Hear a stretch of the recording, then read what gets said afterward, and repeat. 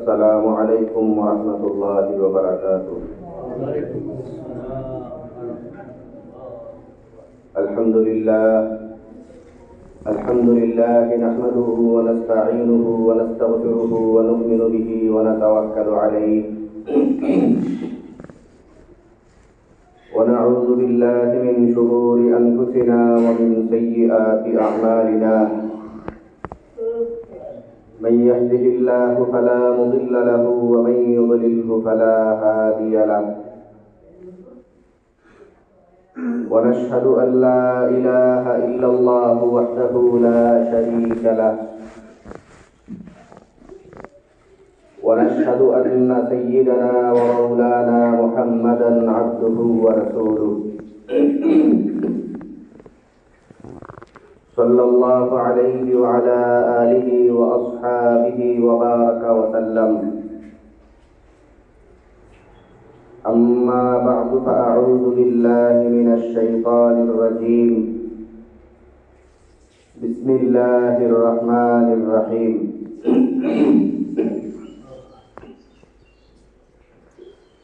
خذ من أموالهم صدقة تطهرهم وتزكيهم بها وصل عليهم إن صلاتك سكن لهم والله سميع عليم. وعن أصحاب رسول الله صلى الله عليه وسلم أنهم قالوا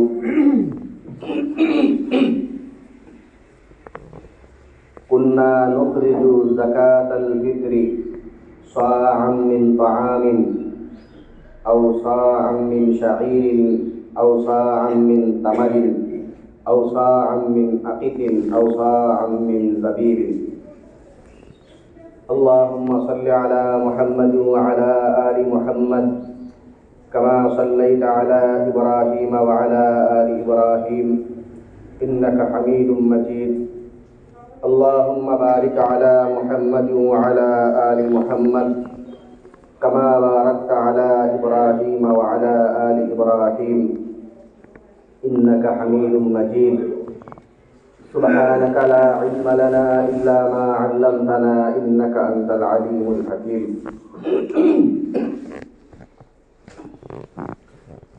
মহান আল্লাহ পাক রব্বুল আলামিনের দরবারে অসংখ্য শুকরিয়া জ্ঞাপন করছি,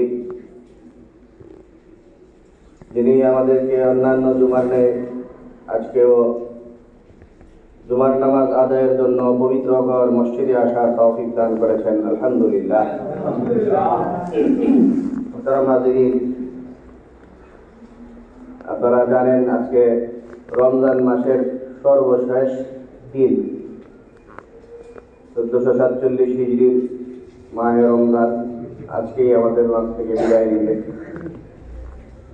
রমজান মাস এই গুরুত্বপূর্ণ মাস, যেই মাস আল্লাহ পাক রব্বুল আলামিন মানুষের গুনাহ মাফ করানোর জন্য দিয়েছিলেন, তাকওয়া অর্জনের জন্য দিয়েছিলেন, সেই মাসের একদম শেষ সময়ে আমরা এখন অবস্থান করছি। শেষ সময়টা গুরুত্বপূর্ণ সময়। আবার আজকে শুক্রবার দিনটাও গুরুত্বপূর্ণ এবং রমজান মাসের আজকের একদম শেষ মুহূর্তটা, ইফতারির আগ মুহূর্তে, এই সময়টা রমজানের শেষ সময়, ইফতারের আগ মুহূর্তে এই সময়ও দোয়া কবুল হয়। শুক্রবার আসর এবং মাগরিবের মাঝখানের সময়, সেই সময়টাও দোয়া কবুলের সময়। অর্থাৎ রমজান যখন বিদায় নিতেছে, একদম শেষ সময়টা আমরা খুব গুরুত্বপূর্ণ একটা সময় দিয়ে রমজান আমাদের মাঝখান থেকে বিদায় নিই। তো এই রমজানের শেষ সময়, এই উপলক্ষে শেষ সময়টায় একটা ইবাদত আমাদের সামনে বিশেষভাবে থাকে। সেই ইবাদতটা, এটার নাম হইল সদকাতুল ফিতির। সদকাতুল ফিতির যদিও রমজানের শেষ সময়ের ইবাদত না, এটা মূলত রমজানেরও পরের ইবাদত, ঈদের দিনের ইবাদত। ঈদের দিনের একটা ইবাদত, সেটা হইল সদকাতুল ফিতির বা ফিতরা দেওয়া। আমরা গত দিনে যাকাতের আলাপ করেছিলাম। যাকাতের যে আলাপ, জাকাতের প্রায় কাছাকাছি পর্যায়ের এই আলোচনাটা। জাকাতেরই একটা প্রকারও এটা অনেকের মতে, সেটা হইল জাকাতুল ফিতর বা ফিতরা প্রদান করা। যেই সব বিষয়ে জাকাতের আলোচনা যেখানে আসছে ওই সব জায়গাতেই এই ফিতরার আলোচনাও। জাকাত নিয়ে আমরা মোটামুটি কথা বলছিলাম। জাকাত না দেওয়ার শাস্তি দুনিয়াতেও এটা ভোগ করতে হয়। একে তো সম্পদের বরকত কমে জাকাত না দিলে, তাছাড়া জাকাত না দিলে সম্পদ কলুষিত হয়ে যায়। যেই সম্পদ জাকাতের যুক্ত সম্পদের মধ্যে থাকলে অন্যান্য সম্পদকেও এটা কলুষিত করে ফেলে, নোংরা করে ফেলে, হারাম বানায় ফেলে পুরা সম্পদকে। এছাড়া জাকাত না দিলে আর্থিক জরিমানা, অর্ধেক সম্পত্তি বাজেয়াপ্ত করা, সেটাও ইসলামী অনুশাসনের একটা গুরুত্বপূর্ণ নিয়ম, সেটাও বলছিল। পাশাপাশি কোরআনে কারিমে জাকাত প্রদান না করার বেশ কিছু সমস্যার কথা আছে, পরকালে অনেক শাস্তির কথা আছে। আল্লাহ পাক রব্বুল আলামিন কোরআনে কারিমে উল্লেখ করেন, ওয়াল্লাযীনা ইয়াকনিজুনা আয-যাহাবা ওয়াল ফিদ্দা ওয়া লা ইউনফিকুনাহা ফী সাবিলিল্লাহি ফাবাশশিরহুম বিআযাবিন আলীম। যারা সম্পদ জমায়া রাখে, সম্পদের যেই হকগুলো আছে নির্ধারিত হক প্রদান না করে, আল্লাহর রাস্তায় যেই খাতগুলোতে খরচ করা দরকার, জরুরি খাত, যাকাত, ফিতরা, এগুলি তো একদমই জরুরি পর্যায়ের খাত, ওগুলোতে যারা খরচ করে না, এদেরকে পরকালে এদের জন্য মারাত্মক শাস্তি অপেক্ষা করতেছে। সেই মারাত্মক শাস্তির সুসংবাদ দেবে। তো খুব ঠাট্টা করে বলা হইতেছে যে শাস্তির কথা বলবো, কিন্তু আবার বলা হচ্ছে যে সুসংবাদ দেবে। ইয়াউমা ইউহমা আলাইহা ফি নারি জাহান্নাম ফাতুকওয়া বিহা জিবাহুহুম ওয়া জুনুবুহুম ওয়া যুহুরুহুম। তো সুসংবাদ, ঠাট্টা, অনেক কিছু একসাথে। এখানে যেই সম্পদ, এই সম্পদকে কিয়ামতের দিন আগুনে দগ্ধ কইরা সেই আগুন দিয়া তাকে ছেক দেওয়া হইব। তার শরীরের বিভিন্ন অঙ্গে ছেক দিয়া, তারপরে এই ছেক দেওয়ার পাশাপাশি এই সম্পদেই আবার তারে বলবো যে হাযা মা কানাসতুম লিআনফুসিকুম ফাযুকু মা কুনতুম তাকনিজুন। এটা তোমাদের সেই সম্পদ, যেই সম্পদে তোমরা কুক্ষিগত করে রাখছিলা, জমায়েতে রাখছিলা, সেই সম্পদই এটা, যেটাতে তোমাদেরকে এখন ছেক দিতেছে। ফাযুকু মা কুনতুম তাকনিজুন।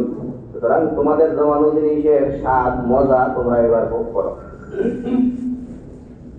প্রায় কাছাকাছি পর্যায়ের কথা হাদিসের মধ্যে এসেছে। নবী সাল্লাল্লাহু আলাইহি ওয়াসাল্লাম বলেন যে এই সম্পদ যারা জমায় রাখবে, আল্লাহর রাস্তায় খরচ করবে না, মুসকিলা লাহু ইয়াউমাল কিয়ামাতি শুজাআন আকরা লাহু যাবিবাতান। এদের এই সম্পদকে কিয়ামতের দিন সাপের আকৃতি দেওয়া হইব, যেই সাপ তাদেরকে দংশন করব, আর দংশন করতে করতে এই সম্পদেই সাপকে দংশন করবো, আবার বলবো যে আনা কানজুকা আনা মালুকা, আমি তোমার এই কুক্ষিগত করে রাখা সম্পদ, আমি তোমার সেই সম্পত্তি, এটা বলবে আর দংশন করবে। তো এই ধরনের খুবই মর্মান্তিক শাস্তি, এগুলোর কথা কোরআনে কারিমে হাদিসের মধ্যে নবী সাল্লাল্লাহু আলাইহি ওয়াসাল্লাম উল্লেখ করেন। এই হিসাবে যাকাত প্রদান করা, যাকাতুল ফিতর যেটা, সেটাও যাকাতের একটা অংশ। সদকাতুল ফিতর প্রদান করা এটা খুব জরুরি একটা বিষয়। এবং সদকাতুল ফিতর এটা ঈদের দিন সকালে কারা দেয় আমরা একটু পরে বলবো কি হিসাবে দেওয়া হয়। তো সদকাতুল ফিতর কাদের উপরে আসে এটা নিয়ে একটু আমরা বলি। সদকাতুল ফিতর এটা যাকাত কাদের দিতে হয় সেটা আমরা বলছিলাম। তো যাকাত যাদের দিতে হয় মূলত তাদের এই একটু পার্থক্য আছে। নেসাবের বছর পূরণ হওয়া লাগে না, এটুকু শুধু পার্থক্য। যাকাত দিতে হয় এই 7.5 ভরি স্বর্ণ, অথবা 52.5 তোলা রূপা, অথবা এই পর্যায়ে টাকা পয়সা বা ব্যবসায়িক পণ্য, এগুলো যদি থাকে তাহলে যাকাত দিতে হয় 1 বছর হইলে। তো 1 বছর হইলে ওটা নিয়ে আবার অনেকে বিভিন্ন সমস্যায় ভোগেন। ওই 1 বছরের ব্যাপারটা একটু বলি আমরা। 1 বছর হওয়া মানে আসলে 1 বছর হওয়া লাগে যে এটার অর্থ হইল কারো যদি জাকাতযোগ্য সম্পদ হয়, জাকাতযোগ্য সম্পদ হওয়ার পরে তার এই সম্পদের 1 বছর হইতে হয়, 1 বছর হইলে তারপরে জাকাত দিতে হয়। তো এটার অনেকে ভুল বার্তা বাই করেন। মূলত কারো কাছে মনে করেন, এখন আমরা উদাহরণ দিই, 2.5 লক্ষ টাকা এটা জাকাতযোগ্য সম্পদ। কারো কাছে স্বর্ণ, রূপা, টাকা পয়সা, ব্যবসায়িক মাল ইত্যাদি মিলিয়ে যদি 2.5 লক্ষ টাকা থাকে, তাইলে ওনার জাকাত দিতে হয়। এখন একজন মানুষ গরিব, যার এত টাকা পয়সা ছিল না, আস্তে আস্তে একটা পর্যায়ে গিয়া 2.5 লক্ষ টাকার যে সীমা সেটাই উনি পৌঁছছেন।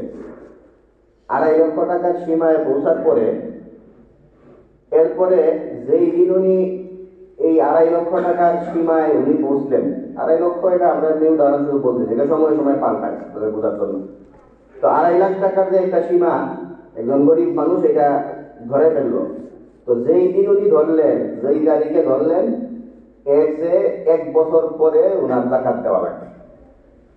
যেই তারিখে ওনার 2.5 লক্ষ টাকার সম্পদ হয়েছে সব মিলাইয়া মিলাইয়া, তো এর থেকে ঠিক 1 বছর পরে হইল ওনার উপর জাকাত ওয়াজিব হবে, জাকাত ওনার প্রদান করতে হবে। এটা হইল বছর অতিবাহিত হওয়ার অর্থ। তো এটা খুব সহজ অর্থ। কঠিন অর্থটা বলি, যেটা নিয়ে পেশ লাগে অনেকের, সেটা হইল এই যে উনি 2.5 লক্ষ টাকার মালিক হওয়ার পরে 1 বছর অতিক্রান্ত হইল, এরপরে আর 1 বছর হওয়া লাগবে না, জীবনে একবারেই 1 বছর হওয়া লাগবে, এরপরে কিন্তু আর 1 বছর হওয়া লাগবে না। এর মানে 1 বছর পরে যে উনি জাকাত দিবেন, 1 বছর পরে জাকাত দেওয়ার সময় এরপরে মাঝখান দিয়া উনার আবার আরো 2.5 লক্ষ বা 10 লাখ টাকার মালিক হয়ে গেছেন 6 মাস পরে, ওটার জাকাত দেওয়ার জন্য আর 1 বছর অপেক্ষা করা লাগবে না।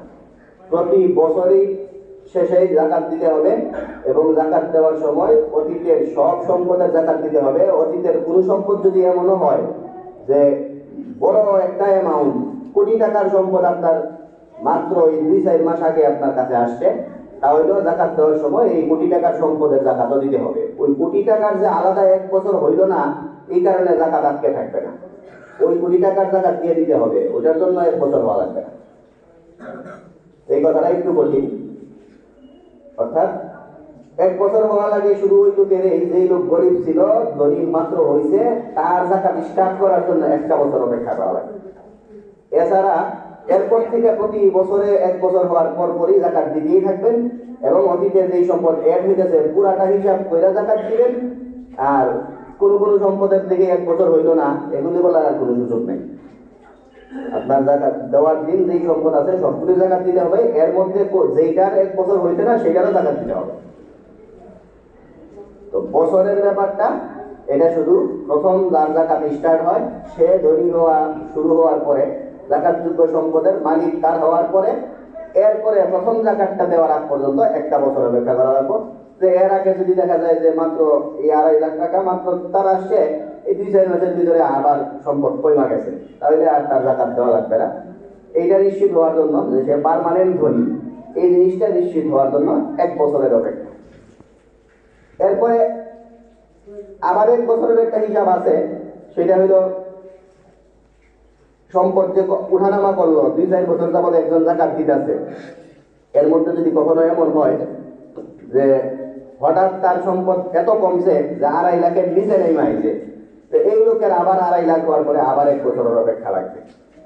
তো সম্পদ বেশি কমা গেলে, এমন কমলো যেটা 2.5 লাখেরও নিচে নেমা গেল, অর্থাৎ জাকাতের যেই লিমিট সেটার নিচে নেমা গেল, তখন এই লিমিট আবার ছোঁয়ার পরে 1 বছরের অপেক্ষা। আর যাদের এই নিচের লিমিটের এটা সবসময় থাকে, উপরে গিয়ে অনেক টাকা, ওই সেখান থেকে কিছু কমে কিছু বাড়ে, এদের আসলে কোনো বছরের হিসাব নেই। এদের প্রতি বছরের শেষে যত ওই দেওয়ার সময় যত টাকার মালিক তত টাকার জাকাত দিতে হবে।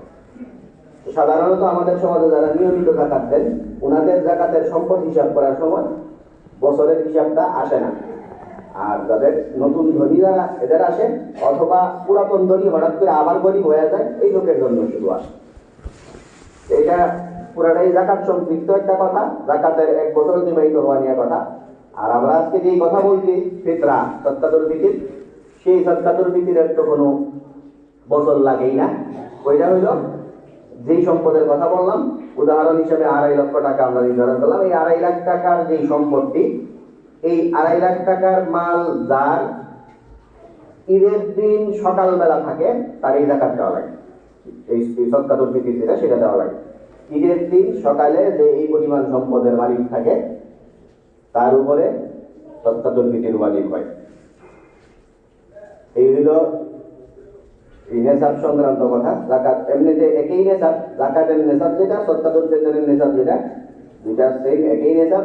শুধু সদকাতুল ফিতরে বছরের ব্যাপার নাই, সদকাতুল ফিতরে যে ব্যাপারটা লক্ষণীয় সেটা হইল ঈদের দিন সকালবেলা তার কাছে এই সম্পত্তি ছিল কিনা, তাহলেই হবে। যদি ঈদের দিন সকালবেলা থাকে তাহলে সব ফিতরা দিতে হবে। আর এমনি অনেক টাকার মালিক, প্রায় অনেক টাকা পয়সা তার কাছে থাকে, কিন্তু ঘটনাচক্রে ঈদের দিন এটার মালিক ছিল না, এই লোক ধনী হইলেও তার দেওয়া লাগবে না। ওইখানে মূল হিসাব হইল ঈদের দিন এই সম্পত্তির মালিক কিনা হবে। এই হল সদকাতুল ফিতর তাদের উপরে ওয়াজিব। সেটা সদকাতুল ফিতরে আর একটা জিনিস থাকে, সেটা হলো সদকাতুল ফিতর কার পক্ষ থেকে দেওয়া লাগে। জাকাত তো যার যে জাকাতের মালিক সে নিজের জাকাত দিবে, আর কারো দেওয়া লাগে না। সদকাতুল ফিতর অবশ্য অন্যের হইলেও দিতে হয়। এই অন্যরা কারা, যাদের পক্ষ থেকে সদকাতুল ফিতর দিতে হয়, অন্যরা কারা, এটার ব্যাপারে একদম মৌলিক বক্তব্য, কানুনি বক্তব্য, সেটা হইল যার দায়িত্ব আপনার উপরে আছে তার পক্ষ থেকে দেওয়া লাগে। আপনি তো আপনার ফিতরা দিবেনই, আপনার ফিতরার পাশাপাশি আপনি যার দায়িত্ব নিয়েছেন তার ফিতরাও দিতে হবে। এখন দায়িত্ব আবার 2 রকম হয়ে গেছে। একটা হইল শরীয়ত দায়িত্ব দিছে, আর আরেকটা হইল আমাদের সামাজিক হিসাবে দায়িত্ব বর্তায়। তো মূলত শরীয়ত যেটা দিচ্ছে এটা দেওয়াটা জরুরি, আর মুস্তাহাবি হিসাবে আমাদের সামাজিকভাবেও কিছু দায়িত্ব যে বর্তায়, এগুলোকে আমরা বলি এগুলি দেওয়াটাও ভালো। যেমন শরীয়ত যাদের দায়িত্ব আপনার কাঁধে দিছে তাদের পক্ষ থেকে দেওয়া লাগবে। এরা হইল আপনার অপ্রাপ্ত বয়স্ক সন্তান, অপ্রাপ্ত বয়স্ক সন্তানদের পক্ষ থেকে দেওয়া লাগে, এদের দায়িত্ব আপনার কাঁধে। আর ওই আগের যুগে গোলাম বান্দি এগুলো ছিল, ওই গোলাম বান্দি এদের পক্ষ থেকে দেওয়া লাগতো। এদের ভরণ পোষণের দায়িত্ব মালিকের উপরই বর্তায়। স্ত্রীর পক্ষ থেকে দিতে হয়। আর পাশাপাশি সামাজিক হিসাবে স্ত্রীর সাথে আরো কিছু আছে। সন্তান প্রাপ্তবয়স্ক হয়ে যাওয়ার পরেও যেই সন্তানরা একই সাথে একই ঘরে বসবাস করে, তাদের লালন পালন আপনিই করেন তাদের পক্ষ থেকে। এবং ওই গোলাম বান্দির মূল রূপটা তো নাই, ওইটার একটু আমাদের দেশীয় ভার্সন, যেটা 24 ঘন্টার কাজের লোক, যারা পার্ট টাইম কাজ করে দিয়ে যায়, এরা না, সারাক্ষণ আপনার কাজ করে, 24 ঘন্টা আপনার এখানেই থাকে, আপনার নিয়মিত কর্মী, আপনার বাসায় থাকে এমন কাজের বুয়া, আপনার কোনো কর্মচারী যারা আপনার এখানেই খায় থাকে, আপনার কাজ করে, এরা যারা, এদের পক্ষ থেকে দেওয়া। আর প্রাপ্তবয়স্ক সন্তান যাদের দায়িত্ব আপনি পালন করেন, তো ওনাদের পক্ষ থেকে দেওয়াটা এটা হলো ভালো, মুস্তাহাব। আর আগে যেটা বললাম সেটা তো জরুরি। তো এই মোটামুটি এদের পক্ষ থেকে দিতে হয়। আর একটা ব্যাপার আছে, এটা হইল কত দিবেন সদকাতুল ফিতর। সদকাতুল ফিতর কত দিবেন, এটার তো আমাদের সমাজে মানুষজন সুযোগ খুঁজে। আমরা অনেক সময় বলি সুযোগ না খোঁজার জন্য। সদকাতুল ফিতর দেওয়া যায় 5 ধরনের খাদ্য দিয়া। 5 ধরনের খাদ্য অথবা সেই খাদ্যের মূল্য, এগুলো সদকাতুল ফিতর হিসাবে দিতে হয়। 5 ধরনের মধ্যে একটা হইল আটা, আটা বা গম আর কি। 2 নাম্বার হইল জব। 3 নাম্বার হইল খেজুর। 4 নাম্বার কিশমিশ। 5 নাম্বার হইল পনির, এই পাঁচটা। তো এই পাঁচটা জিনিস যে দেওয়া যায়, তো এখানে একটা আমাদের সময়ের পার্থক্যের কারণে একটা ঘটনা ঘটছে। যে ঘটনাটা হইল যে যেই সময় এই পাঁচটা জিনিস দিয়ে খাদ্য দেওয়ার কথা বলা হয়েছিল, এই পাঁচটা জিনিস দিয়ে ফিতরা দেওয়ার কথা নবী সাল্লাল্লাহু আলাইহি ওয়াসাল্লামের যুগে, ওই সময় এই পাঁচটা জিনিসের মূল্য কাছাকাছি ছিল। এই পাঁচ জিনিসের মূল্য কাছাকাছি ছিল, এই কারণে এই পাঁচটা জিনিসের নাম হাদিসের মধ্যে আছে যে এই পাঁচটা জিনিসের কোনো একটা দিবা, আর এই পাঁচটা জিনিসের যেটাই দিব সেটাই দিতে হবে 3300 গ্রাম।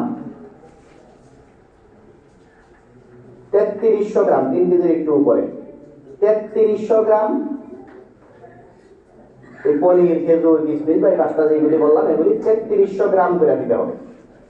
3300 গ্রাম করে দিব এই তিনটার যে কোনো একটা, আর এই পাঁচটার যে কোনো একটা, এই পাঁচটার যে কোনো একটা দিবে, আবার 3300 গ্রাম দিবে। এই কথাটা নবী সাল্লাল্লাহু আলাইহি ওয়াসাল্লামের যুগে এই সময় হাদিসের মধ্যে উল্লেখ করা হয়েছে। ওই সময় এই জিনিসগুলির মূল্য খুব কাছাকাছি, এই জন্য একটা দিলেই হইল, এরকম ছিল। এরপরে এর কয়েক বছর পরে হযরত মুয়াবিয়া রাদিয়াল্লাহু তাআলা আনহুর যুগে সাহাবায়ে কেরাম সবাই একটা সিদ্ধান্ত উপনীত হইলেন। সেটা হলো যে এই পাঁচ জিনিসের মধ্যে একটা জিনিসের দাম খুব বাইরে গেছে, এইটা দিলে এখন আমাদের খুব কষ্ট হয়। এটা যদি দেই আমরা 3300 গ্রাম, খুব কষ্ট হয়। আর এটা দেওয়াটা সহজ, কারণ এটা মোটামুটি হয় আমাদের সমাজে, ওনাদের সময় আর কি, ওনাদের সময় এটা সহজলভ্য ছিল, এটা দিলে ভালো। কিন্তু এইটা যদি 3300 গ্রাম দেই, এটার মূল্য এত বাড়ছে যে এইটা 3300 গ্রাম দিলে আমাদের জন্য কষ্ট। বাকি চারটার রেট ঠিক আছে, কাছাকাছি জায়গা মতোই আছে, একটার রেট হু হু করে বাইরা, এখন এইটা 3300 গ্রাম দিতে গেলে সমস্যা। কারণ সাহাবায়ে কেরাম সকলে মিলা এই সিদ্ধান্ত উপনীত হইলেন যে ঠিক আছে, সাহাবাদের ইজমা, সেটাও শরীয়তের দলিল। তো সেই হিসাবে সাহাবাদের এই বক্তব্য অনুযায়ী একটা জিনিসের পরিমাণ কমা গেছে, সেটা হইল আটা। আটার দাম খুব বেশি ছিল, এত বেশি বাড়ছিল যে আটা দিয়ে দিতে গেলে কষ্ট হইতো, যেই কারণে শেষ পর্যন্ত ওনারা সিদ্ধান্ত নিলেন আচ্ছা কেউ যদি আটা দিয়ে দেয় তাহলে অর্ধেক দিলেও চলবো, 1650 গ্রাম।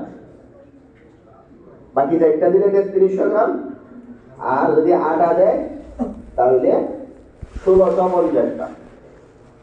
এইটাই হলো সর্বশেষ সদকাতুল ফিতর বা ফিতরা নিয়া এই ফাইনাল পরিমাণ। এই পরিমাণেই এখন, যে বাকি চারটা দিলে 3300 গ্রাম আর আটা দিলে 1650 গ্রাম। আর সময়ের যাইতে যাইতে সময়ের বিভিন্ন সময় অতিবাহিত হইতে হইতে এখন আমাদের সময়ে গণনা করছে পুরো উল্টা। সাহাবায়ে কেরামের যুগে যেই আটার বেশি মূল্যের কারণে পরিমাণ কমায় ফেলাইছিল, এখন এই পাঁচ জিনিসের মধ্যে আমাদের জমানায় সবচেয়ে কম দামে এই আটা। এখন আমরা যারা এই টাকা দিয়ে দিই, এরা দুই সুবিধা নেই একসাথে। 110 টাকা ফিতরা, সর্বনিম্ন ফিতরা 110 টাকা, যে এখানে দুইটা সুবিধা একসাথে আমাদের সমাজের মানুষ বুক করতে চায়। একটা হইল যে সবচেয়ে কম দামিটা দিয়ে দেয়, আর দুই নাম্বার হইল এমন কম দামিটা দিয়ে দেয় যেটা সাহাবীদের যুগে দাম বেশি বাইরে যাওয়ার কারণে পরিমাণও কমে গেছে। অর্থাৎ যেটা দিয়ে দিলে দিতে হয় 1650 গ্রাম, আর যেটা দিয়ে দিলে দেওয়া হয় সবচেয়ে কম দামিটা দিয়া। সবচেয়ে পাঁচ জিনিসের সবচেয়ে কম দামি আর পাঁচ জিনিসের মধ্যে সবচেয়ে কম পরিমাণ, এই হইল আটা। যে 1650 গ্রাম আটার দাম আসে 110 টাকা। তো এই 110 টাকা হিসাব করে এই হইল আপনারা শুনেন যে সর্বনিম্ন ফিতরা 110 টাকা, সেই সর্বনিম্ন ফিতরা। তো এইটার ঘটনা আপনারা বুঝলেই বুঝবেন যে এত সুবিধা সবসময় নেওয়াটা ঠিক না। এত ছাড় একে তো হইল সুযোগে বুঝা, এটা জিনিস কমা গেছিল, যে সময় দাম বাড়তেছিল ওই সময় কমানো হয়েছিল। তো পরে তো আর আমাদের ক্ষমতা নাই এটা আবার ঠিক করা, আমাদের পরে এটা সাহাবাদের পর্যন্ত এটা কাজটা ঠিক দিয়েছিল, ঠিক ছিল। এরপরের মানুষের তো আর এটা করার সুযোগ নাই। তো আমরা এটা পাল্টানোর সুযোগ নাই, আগে আমরা বক্তব্য দিয়ে আপনাদের কাছে পাল্টাইতে পারি যে আপনারা এত সুযোগ নিয়েন না, অন্যগুলো দিয়েও দেন। যাদের সামর্থ্য যেই পরিমাণ তারা সেই পরিমাণ মূল্যবান জিনিস দিয়ে দেন। সবাই আটা দিয়ে দেন না দিয়া, তাদের একটু অবস্থান ভালো, আপনারা পনির বা খেজুর, কিশমিশ, জব এগুলি দিয়েও দেন। তো জব দিয়া যদি কেউ দিতে চায় আর কি, জব দিয়া দিলে 595 টাকা ফিতরা এবার জনপ্রতি। 3300 গ্রাম জব 595 টাকা।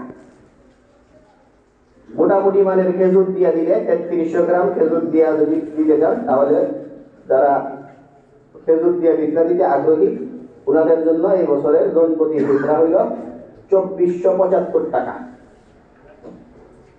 আর যারা কিসমিস দিয়ে দিতে চান, কিসমিস দিয়ে ফিতরা দিতে আগ্রহীদের জনপ্রতি ফিতরা হইল 2640 টাকা।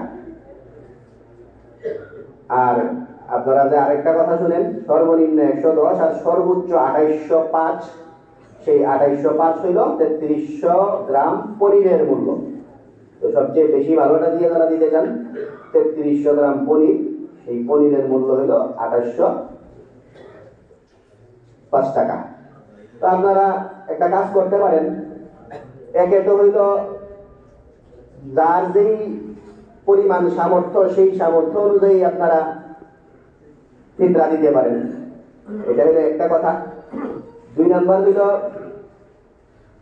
আপনারা এক এক বছর এক একটা জিনিস দিয়ে ফিতরা দিতে পারেন, এটাও করতে পারেন। কেউ যে গতবার দিয়েছিলাম আটা দিয়া, এইবার দিয়ে খেজুর দিয়া, এই সিস্টেমও কেউ অ্যাপ্লাই করতে পারেন। আবার আরেকটা কাজ করতে পারেন, পরিবারের সদস্য অনেক হইলে এক একজনের পক্ষ থেকে এক একটা দিয়ে দিতে পারেন। তো এক এক সদস্য তরফ থেকে এক একটা দিয়ে ফিতরা, সেটা দিলে যত যা আছে সবগুলির উপর আমল হইল। অথবা এক এক বছরে এক একটা দিয়ে দিলেন, তাহলেও আদিদের যেইগুলি আছে সেগুলির উপর আমল হইল। অথবা সামর্থ্যের বিচারে যার যেই পরিমাণ সামর্থ্য সেটাকে কেন্দ্র করে দিতে পারেন। এই ঈদ বা এই রমজান বা অন্যান্য সময়গুলিতে মানুষজন প্রচুর টাকা পয়সা বিলায়, দান করে। তো আপনি যদি দান করেন, আপনি এই নফল দানের চেয়ে, নফলের চেয়ে ফরজের পরিমাণ সওয়াব যে বেশি, এটা তো জানেনই। তা আপনি এমনিতেই দান আন্দাজে এই নফল দান না করে একজনের দিবেনই, আপনি এটা সদকাতুল ফিতরের নিয়তে দেন, তাইলে আপনি এই নফলের চেয়ে ফরজের সওয়াব পাইলেন। অনেকে দেখা যায় যে ফিতরা হিসেবে যা আছে বা একদম প্রয়োজনীয় ওয়াজিব যে দানগুলো আছে এগুলোর চেয়ে বেশি দান করে, কিন্তু ওইটা জিনিসটা মাথায় রাখে না যে আমি যে দিতেছি আমি সওয়াবটা বাড়াইয়া দিই, আমি এমনি না দিয়া নকল হিসাবে না দিয়ে আমি এটাকে ওই ফরজের ভিতরে ঢুকাই। সদকাতুল ফিতরের ভিতরে ঢুকাইতে পারলে তো আমার এটা নকল দানের চেয়ে সওয়াব, ওয়াজিব দান, ওয়াজিব ফরজ কাছাকাছি জিনিসই, ফরজ দান যেটা, সেই ফরজ দানের সওয়াব পাইলাম, ফরজ ইবাদতের সওয়াব পাইলাম, নকল ইবাদতের বদলাম। এই জন্য সদকাতুল ফিতর দেওয়া, এটা এই জিনিসটা একটু হিসাব করে ইতিহাসটা যাই না যে কিভাবে সদকাতুল ফিতর আমাদের কাছে এটা এত কমলো, এটা সবসময় এইভাবে কমানোটা খুব সুন্দর না। এই জিনিসটা মাথায় রেখে সদকাতুল ফিতর আদায় করার জন্য আমরা চেষ্টা করব। আর সদকাতুল ফিতর এর মধ্যে 2টা মূল আমল, যেটা মূল আমলের বাহিরে 2টা ঘটনা ঘটে সদকাতুল ফিতরে।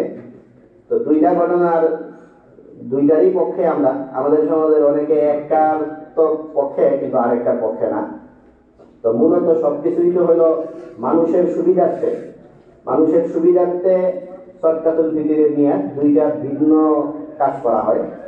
একটা তো হইল সদকাতুল ফিতর খাদ্য দিয়া দেওয়া, এটা হাদিসে আছে। আরেকটা হইল সদকাতুল ফিতর এটা ঈদের দিন দেওয়া, এটা হাদিসে আছে। কুন্না নুখরিজু ইয়াউমাল ফিতরি, এই কথা আছে যে ঈদুল ফিতরের দিন আমরা সদকাতুল ফিতর দিতাম। তো ঈদের দিন দেওয়া এটা একটা পয়েন্ট, আর একটা পয়েন্ট হলো খাদ্য দেওয়া। তো 2টা পয়েন্টেই আমরা বলি যে আমাদের সমাজে এই 2টা পয়েন্টকেই পাল্টাইয়া দিলে সুবিধা। একটা পয়েন্ট হলো যে ঈদের দিন না দিয়া আগে দিয়ে দিলে মানুষজন ঈদ করতে সুবিধা, ঈদের জন্য তার প্রয়োজনীয় জিনিসপত্র সংগ্রহ করতে পারবে দরিদ্ররা। এটা একটা করি যে আগে নিয়ে আসি, তো আগে নিয়ে আসা যায়, সমস্যা নেই। আর আরেকটা হলো এই খাদ্য না দিয়ে আমরা অনেকেই নগদ অর্থ দিই। তো নগদ অর্থ দিয়ে দিই, সেটাও মানুষের সুবিধার জন্যই দেওয়া হয়। তো নগদ অর্থ, তো আমাদের সমাজের অনেকে আবার নগদ অর্থের এটারে সাপোর্ট করতে চান না, ওনারা এই খাদ্যের মধ্যেই যে না এই জিনিসটা খাদ্য দিয়ে দেওয়া হয়। তো খাদ্য দিয়ে দিলে হাদিস অনুযায়ী আমল হয়, কিন্তু ভোগান্তিতে পড়ে ফকির দরিদ্ররা। এরা এই খাদ্য নিয়ে কি করবে, অনেক সময় বিক্রি করতে হয়, পুরাতন জিনিস আরো কম দামে বিক্রি করতে হয়, এই জিনিসটা কাজে লাগে না। তো এই সব মিলাই দিলে এই দুইটা ভিন্নতা এবং দুইটা ভিন্নতাই যৌক্তিক। একটা হলো আগে দিয়ে দেওয়া হয়, আর একটা হলো নগদ অর্থ দিয়ে দেওয়া হয়। সে তার ঈদ করার জন্য যেই ধরনের যা যা প্রয়োজন, ঈদের দিন আনন্দ চিত্তে যেন মানুষের দিনটা কাটে, এই জন্য এই কাজটা মানুষজন করে। এই হইল সদকাতুল ফিতর সংক্রান্ত কথা। আর ঈদ আগামীকাল, ঈদের আগে ঈদের রাত যেটা, সেই রাতটাও গুরুত্বপূর্ণ একটা রাত। আমরা বলছি যে আজকে দিনের শেষ মুহূর্তটা, এটা দোয়া কবুলের অনেক সময়। ঈদুল ফিতরের জুমার দিনের বিকালবেলা দোয়া কবুল হয়। রমজান মাসেরও একদম শেষ দিন, তার আগ মুহূর্তে দোয়া কবুল হয়। এই সময়গুলোতে রমজান মাসের এই শেষ সময়টা সুন্দরভাবে কাজে লাগানো। রমজান মাস যেই কারণে আসছিল, আল্লাহ তাআলা যেন সেই উদ্দেশ্য আমাদের অর্জন করার তৌফিক দান করুন, সেই জন্য দোয়া করা। এবং রমজানে আমাদের যার যেই ধরনের ইবাদতের স্পিরিট তৈরি হয়েছিল রমজান মাসে, সেই ইবাদতের স্পিরিটগুলোকে বই ধরে রাখা, সামনের দিনগুলোতে আমরা এই ইবাদতের রীতি এই জারি এটা যেন আমরা চালু রাখতে পারি, সেই জন্য যথেষ্ট হওয়া। এবং রমজান মাস উপলক্ষে ফজরের নামাজের মধ্যে একটা পরিবর্তন হয়, আপনারা জানেন। ফজরের নামাজ পড়ার মুস্তাহাব সময় সেটা হইল একটু দেরি হইয়া পড়া। তো রমজান মাসে বিভিন্ন ইবাদত বন্দেগীর মধ্যে এই একটা সমস্যা আমরা করি, যে একটা ভালো মুস্তাহাব কাজ সেটা আমরা পালন করি না। আমাদের অনেকেই সকালবেলা এমনি চাকরির জন্য উঠেন, এই কারণে একসাথে দুই কাজ করার সুবিধার্থে ফজরের নামাজ আগের টাইমে নিয়ে আসা হয়। তো ফজরের জামাত আমাদের মসজিদে আবার জায়গা মতো চলে যাবে। যেই সময় ফজরের নামাজ পড়া সবচেয়ে ভালো, সেই সময়টাতেই আবার ফজরের নামাজ চলে যাবে আগামীকাল থেকে ইনশাল্লাহ। 5:35 ফজরের জামাত দাঁড়াবে। তারা সেই অনুযায়ী ফজরের নামাজে অংশগ্রহণ করবেন। আল্লাহ পাক রব্বুল আলামিন আমাদের তৌফিক দান করুন। ওয়া আখিরু দাওয়ানা আলহামদুলিল্লাহি রাব্বিল আলামিন। সামনে থেকে আমরা পিছনে অনেকে দাঁড়ায় আছেন, বাইরে আবহাওয়া খুব ভালো না।